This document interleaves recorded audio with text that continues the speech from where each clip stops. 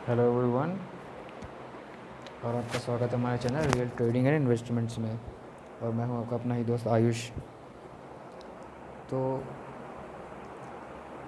हमें मालूम है कि ट्रेडिंग में कई सारे इंडिकेटर्स यूज़ होते हैं एंड कई सारे टाइप के इंडिकेटर्स होते हैं हमारे पास। तो वैसे तो मैं इंडिकेटर्स का बहुत फ़ैन नहीं हूँ, लेकिन हम आज एक इंडिकेटर है जो मैं यूज़ करता हूँ अपने ट्रेडिंग के लिए, और उस इंडिकेटर का नाम है मूविंग एवरेज। तो आज हम लोग मूविंग एवरेज के बारे में ध्यान से पढ़ेंगे। तो चलिए शुरू करते हैं। तो मूविंग एवरेज क्या होते हैं, चलिए जानते हैं। अगर आपने मेरे चैनल को सब्सक्राइब नहीं किया है, लाइक नहीं किया है हमारे चैनल को, तो कृपया सब्सक्राइब करें और लाइक करें, ताकि मैं आपके लिए ऐसे ही इन्फॉर्मेटिव वीडियोस लाता रहूं फ्री में। तो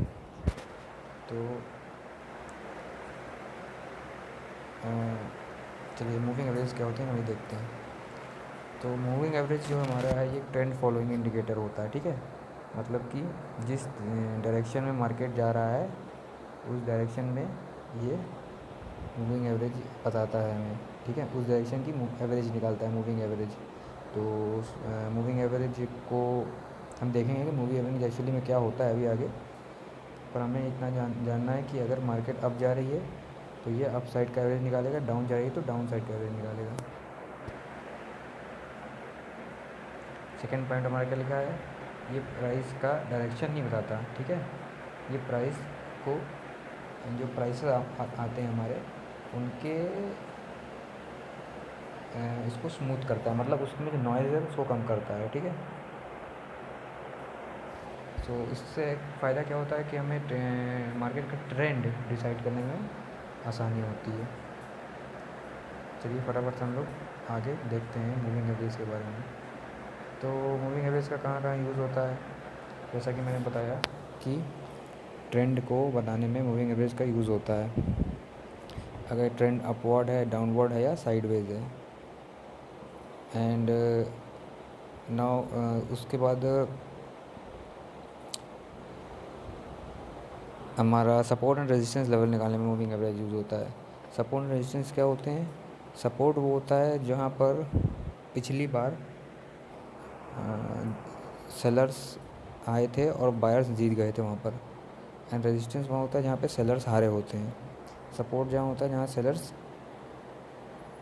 हारे होते हैं, रेजिस्टेंस वो होता है जहाँ बायर्स हारे होते हैं, सॉरी, ओके। तो रेजिस्टेंस में बायर्स हार चुके होते हैं, सपोर्ट में सेलर्स हार चुके थे। वो जगह पिछली बार के ट्रेडिंग सेशन में, वो जगह जहाँ पर सेलर्स आ रहे हैं वो सपोर्ट होगा, जहाँ पे सेलर्स आ रहे हैं वो सपोर्ट है, जहाँ पे बायर्स आ रहे हैं वो रेजिस्टेंस है। तो नॉर्मल से बात है, सपोर्ट नीचे होगा, रेजिस्टेंस ऊपर होगा।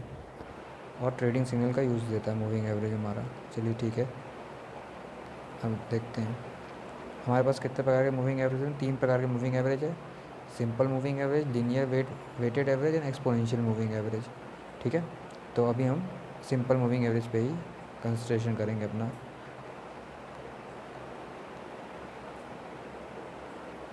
सिंपल मूविंग एवरेज क्या होता है?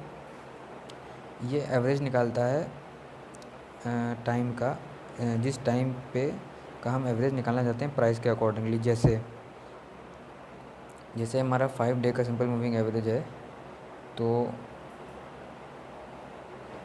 हम 5 दिन का, पिछले 5 दिन के डे का प्राइस लेंगे और उसे 5 से डिवाइड कर देंगे। तो ऐसे हमारा 5 दिन का एवरेज प्राइस निकल जाएगा। एवरेज प्राइस मतलब अब 5 दिन के 5 प्राइस होंगे अलग अलग। तो हम क्या करेंगे कि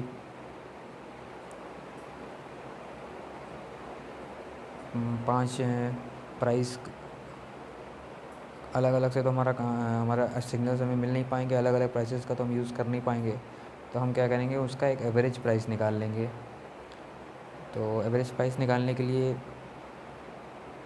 हम 5 डे के सिंपल मूविंग एवरेज बनाएंगे। और उस 5 डे का सिंपल मूविंग एवरेज कैसे कैलकुलेट करेगा? वो 5 दिन का क्लोज प्राइस लेगा, उसे 5 से डिवाइड कर देगा, ठीक है।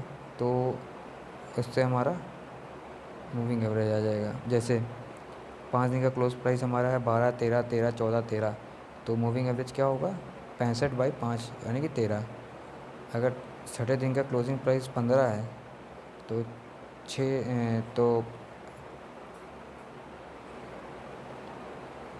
5 दिन का हमारा मूविंग एवरेज होगा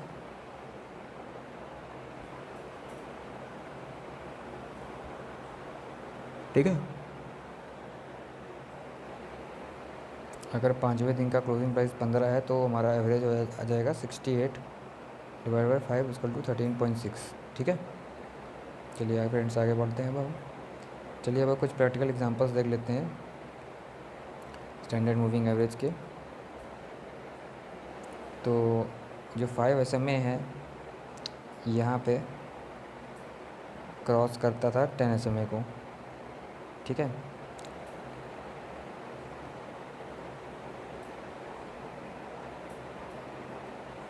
हमारा जो 5 SMA है इसने क्रॉस किया 10 SMA को, यहाँ पर आप देख पा रहे होंगे जहाँ पर एरो दिखा रहा है, और उसके बाद मार्केट फॉल हो गया। आप कैसे देख रहे हैं, वो एक सेल का सिग्नल था हमारे पास ठीक है।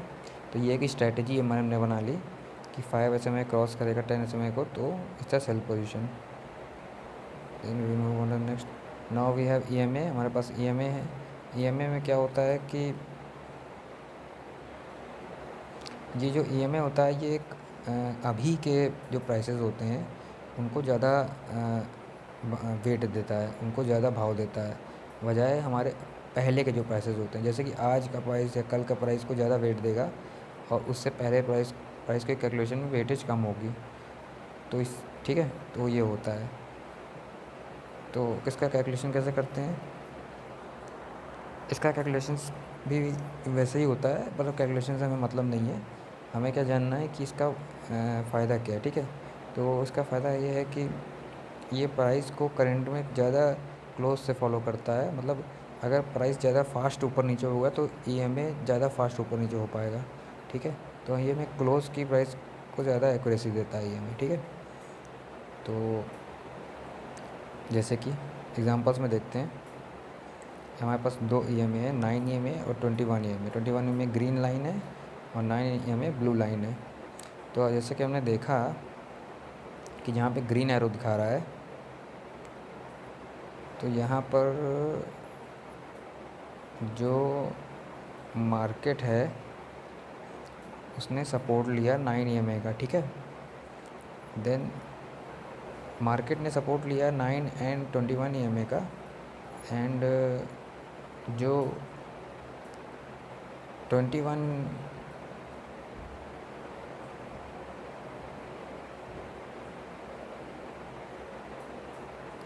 9 EMA ने सपोर्ट लिया है 21 EMA से, ग्रीन एरो जहाँ पे दिखा रहा है। तो उसका मतलब ये है कि ये सपोर्ट लेके ऊपर जाएगा तो ये बाई सिग्नल है ठीक है। अगर नीचे से ऊपर क्रॉस करता है, जैसे कि आप ग्रीन एरो के नीचे देख पा रहे हैं, नीचे के पीछे वाले साइड देख पा रहे हैं कि जो ब्लू है उसने ग्रीन को क्रॉस किया है, तो ये हो जाता है हमारा बाई सिग्नल ठीक है। और इसी तरह रेड में देखेंगे, रेड एरो के पास तो 9 EMA ने 21 EMA को क्रॉस किया है तो ये सेल सिग्नल। उसके बाद मार्केट फॉल हुई है काफ़ी, तो ये हमारा मूविंग एवरेज का हो गया।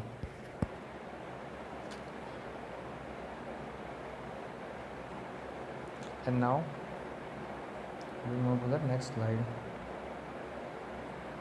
अच्छा, दोनों में क्या डिफरेंस है, स्टैंडर्ड मूविंग एवरेज प्राइस भी निकालता है, EMA भी एवरेज प्राइस निकालता है, but EMA recent market data को ज़्यादा वेटेज देता है। इसका मतलब ये है कि स्टैंडर्ड मूविंग एवरेज जो का सेकंड जो पॉइंट है ये मोर लैगिंग है और EMA लेस लैगिंग है। Standard moving average is less sensitive to recent prices.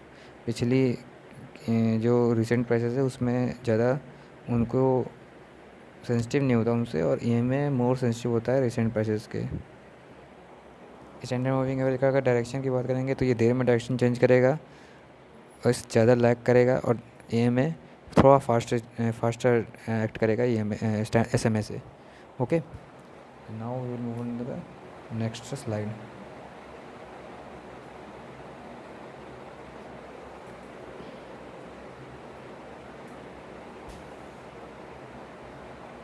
Now हम चेक करेंगे कि ईएमए और एसएमए में क्या अंतर है। तो देखोगे आप कि 50 डे एसएमए जो रहेगा जो रेड लाइन है, और 50 डे ईएमए ग्रीन लाइन है। तो आपने देखा कि मार्केट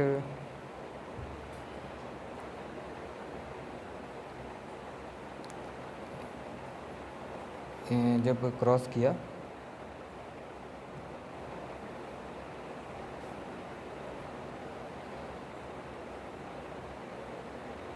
एसएमए 50 डे एसएमए ने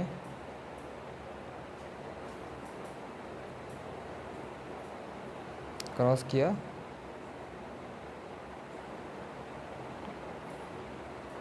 ईएमए को, उसके बाद ये ईएमए ने नीचे क्रॉस किया एसएमए को, तो वहाँ पे सेल सिग्नल मिला हमें।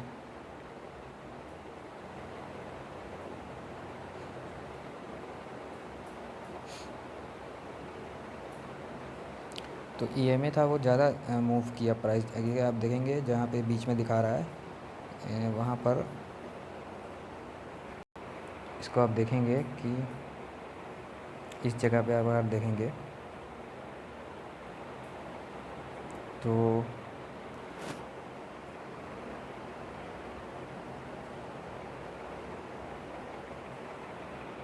ये इस जगह अगर आप देखेंगे तो आप देखेंगे कि ईएमए बहुत तेज़ी से नीचे गिरा और एसएमए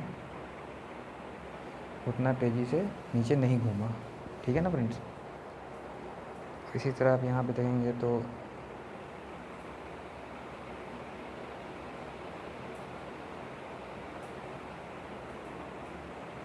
जब प्राइस ऊपर गया तो एसएमए ईएमए ज़्यादा तेज़ी से ऊपर गया और एसएमए बहुत देर में रिस्पॉन्ड किया।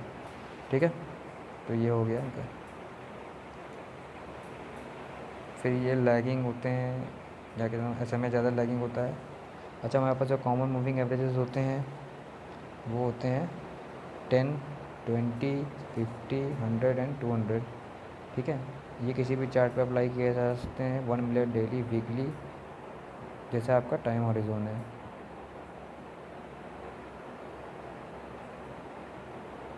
ट्वेंटी डे मूविंग एवरेज जो होता है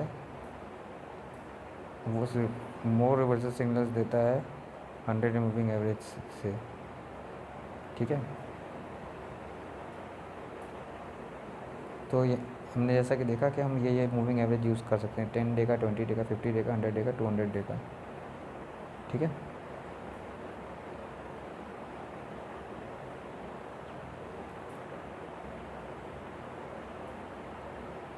तो कैसे कैलकुलेशन है ये तो हमें पता चल ही गया है मूविंग एवरेजेस का। जो सम जितने भी डेज़ का मूविंग एवरेज होगा उसके जो भी डाटा होंगे उसे हम प्लस करेंगे और उसके नंबर ऑफ डेज से डिवाइड कर देंगे। ठीक है, ठीक है। Move on the next slide.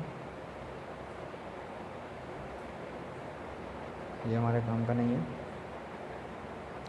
अब हम मूविंग एवरेज को सपोर्ट की रेजिस्टेंस की तरह भी यूज़ कर सकते हैं।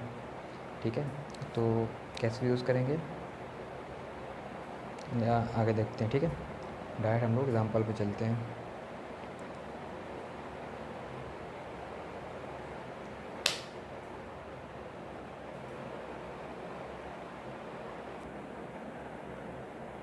जैसा कि आप लोग देख पा रहे हैं, यहाँ से मार्केट ने 21 डे मूविंग एवरेज को सपोर्ट लेना शुरू किया है एंड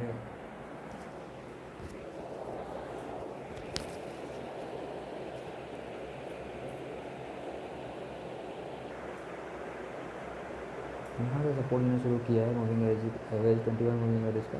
अब देखिए यहाँ पे सपोर्ट लिया, फिर यहाँ लिया, यहाँ लिया, यहाँ लिया, यहाँ लिया। सपोर्ट मतलब जानते हैं ना, सपोर्ट का मतलब है कि इस पे आएगा, फिर इसी से ऊपर चला जाएगा, फिर नीचे आएगा, फिर इसी से धक्का खा के इसे धक्का मिलेगा, सपोर्ट मिलेगा एक, और ये ऊपर चला जाएगा, फिर ये नीचे आएगा, फिर इसे एक धक्का मिलेगा, ये ऊपर चला जाएगा। ठीक है फ्रेंड्स, ये हमारा सपोर्ट की तरह वर्क करता है। आइए देखते हैं यार ये रेजिस्टेंस की तरह कैसे वर्क कर सकता है। चलिए, जैसे हमारे सपोर्ट की तरह वर्क किया था वैसे ही रेजिस्टेंस की तरह वर्क करेगा। मूविंग एवरेज क्रॉसओवर होता है, क्रॉसओवर से हम अपना एक स्ट्रेटजी बना सकते हैं। ठीक है, तो आइए देखते हैं वो स्ट्रेटजी क्या होगी।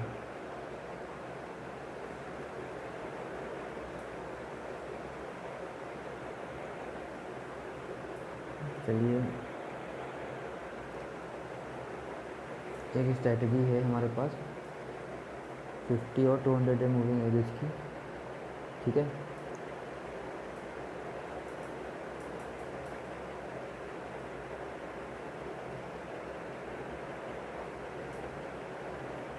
तो आइए चलिए देखते हैं।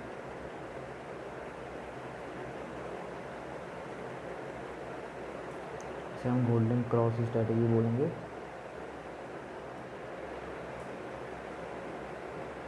ये देखिए, blue line 50 day moving average है और red line 200 day moving average है, और यहाँ पर कट किया 200 डे मूविंग एवरेज को, देन यहाँ से मूव कर गया मार्केट, ठीक है।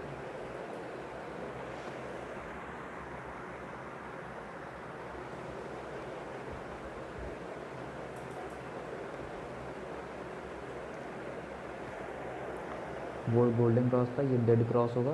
जब 50 day moving average 200 day moving average के नीचे निकल जाएगा तो इसे हम डेड क्रॉस बोलेंगे, ठीक है। तो आप ये स्ट्रेटजी यूज़ कर सकते हैं 50 डे और 200 डे मूविंग एवरेज की। जब ये 50 डे आप क्रॉस आप करेगा, 50 डे मूविंग एवरेज 200 डे को नीचे से ऊपर से नीचे कर देगा तो ये सेल का सिग्नल होगा, और जब ये नीचे से ऊपर की ओर क्रॉस करेगा तो ये बाई का सिग्नल होगा, ठीक है। चलिए हम लोग नेक्स्ट साइड पे चलते हैं। जो हमारा नेक्स्ट कॉम्बिनेशन है वो 4, 9, 18 मूविंग एवरेजेस का है। तो हमने 3 मूविंग एवरेज ले लिए, 4, 9, 18 मूविंग एवरेज का 1 डे टाइम फ्रेम पर। एंड आप देख सकते हैं कि कितना अच्छा ये काम कर रहा है निफ्टी पर।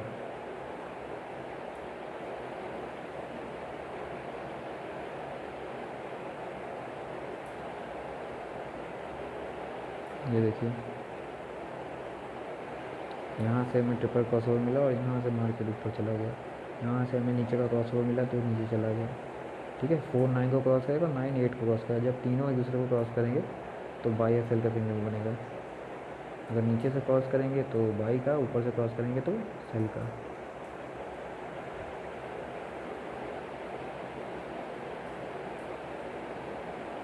चलिए फ्रेंड्स, ठीक है। तो आज हम लोगों ने मूविंग एवरेज के बारे में पढ़ा। नेक्स्ट टाइम हम लोग रियल पोर्टफोलियो देखेंगे अपना,